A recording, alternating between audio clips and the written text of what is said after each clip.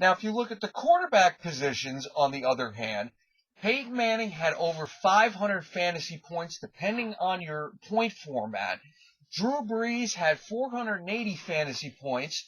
And then the number 3 quarterback was Andy Dalton of the Cincinnati Bengals with 391 fantasy points.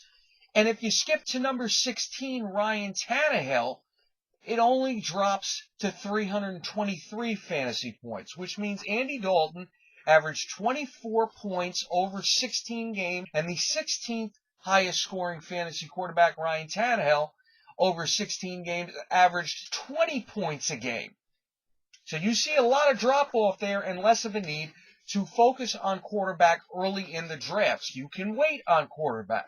If you switch to wide receiver, it holds true as well. The highest fantasy point scoring wideout last season, depending on your format, my Yahoo format does indeed take return yards into consideration, was Antonio Brown of the Pittsburgh Steelers with 283 fantasy points, good over the course of a 16-game season for 17.6 average points a game. The second highest scoring wide receiver was Demaryius Thomas of the Denver Broncos with 275 fantasy points a season. Skipping to number 17 was Anquan Boldin of the San Francisco 49ers with 205 fantasy points. Good enough over the course of a 16-game season to average 12.5 a game. Again, only a 5-point drop-off from Antonio Brown, the highest scoring fantasy wide receiver of last season.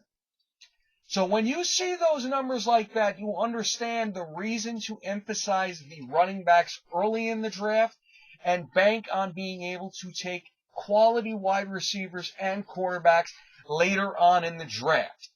Now we're going to look at the first 3 rounds, my first 3 rounds in this 14-team draft. I started off, like I said, with the 10th pick in the first round, and I took Marco Murray of my Dallas Cowboys, passing on Jimmy Graham, Drew Brees, Aaron Rodgers, A.J. Green, and Demaryius Thomas. The reason, like I said when I did my top 10 running back rankings, I consider him the 7th best running back on the board.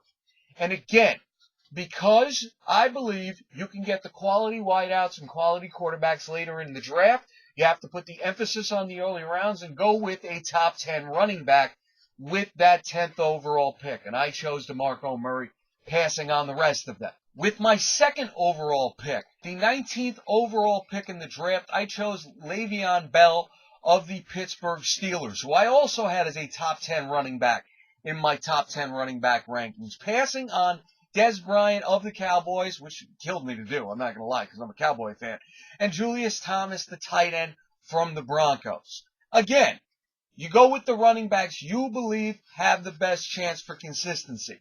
Of course, it is flip a coin. You're either going to be really right or really wrong. But if you're going to do it, you have to do it with the positions that you know are going to be the hardest to fill off the waiver wire during the course of the season. And in a 14-team league, the waiver wire is non-existent for the majority of the season. If you're going to get lucky, it's going to be with either a wide receiver or a quarterback because of the depth at those positions. So again, we go 2 running backs in the first 2 rounds. Now in the 3rd round, with the 38th overall pick, again, running back, Andre Ellington of the Arizona Cardinals. We talked about him. He was a top 20 running back according to my rankings, and he's someone that I know is going to be explosive and put up solid numbers in the flex position, because that's what we're going for here with the 3rd running back in the 3rd round of a draft.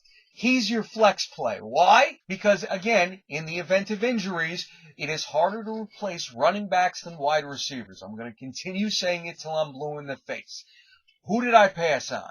Well, we passed on the lower numbers of the top 20 at wide receiver in Deshaun Jackson, Pierre Garçon, and Victor Cruz. All players who are probably going to pass 1,000 yards guaranteed at the receiving position.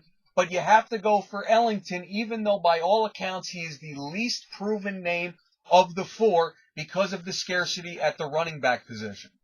That's going to be all for this time. When we come back, we're going to look at the further implementation of this draft strategy as we move forward with the rounds 4 through 14 of my 14-team fantasy draft.